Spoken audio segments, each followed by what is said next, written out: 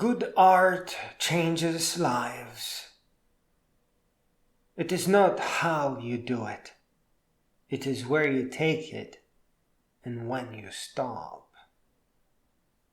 Your path of creation is just that, a journey with a beginning and an open end.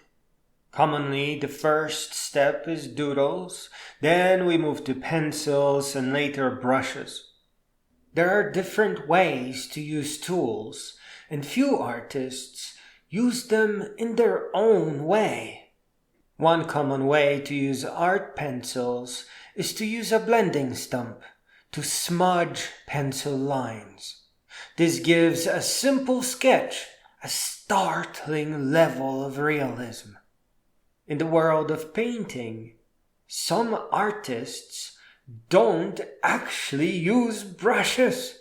Instead, they paint on large canvas with a painting knife. They embrace imperfection and celebrate their paint and texture. In fact, the impasto technique does not take away detail, but it multiplies it immensely. First, you view the subject on a large canvas from afar in all its details.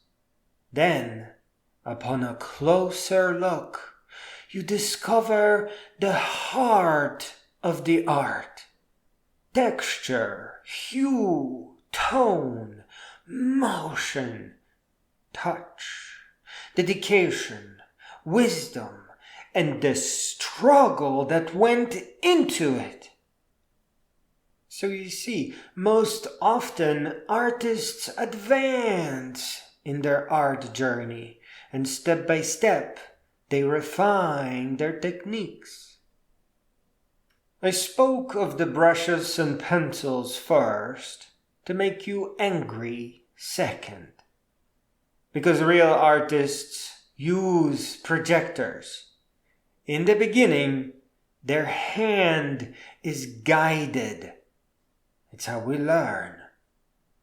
After a few portraits, they memorize all the unique flows and shadows on the face, and within days, not weeks, days, they begin synthesizing faces that haven't existed before.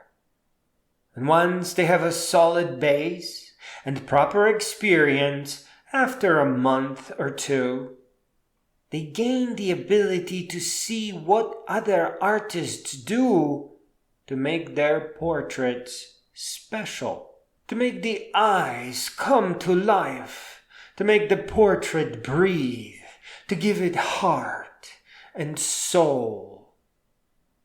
Get angry because the ability to create art was stolen from you. Fake education and arrogant teachers did it. You were an artist all along. It was taken from you. Let me make this clear. You are wrong when you say that you can't even draw a stick figure. Camera obscura, or even camera lucida, is tradition and the legacy of great thinkers and art masters. You are an artist. You were an artist all along. This is where the question of where you take your art comes in. Will you paint people? Comedy? Will you stay in the world of laughter? Or will you take to content of character or something else? Will you dare to create works of sorrow? Or will you let your paintings add laughter in between the lines of your legacy? Where will you set your limits? Huge eyes and exaggerated cuteness? Or some new kind of mind-bending hyperrealism? The definition of good art is not something that you have to see first. To put it simply, Good art changes lives. But as with all things, how far are you willing to go to have your art speak for you? What will be the message? So you see, there is no question that you were an artist all along.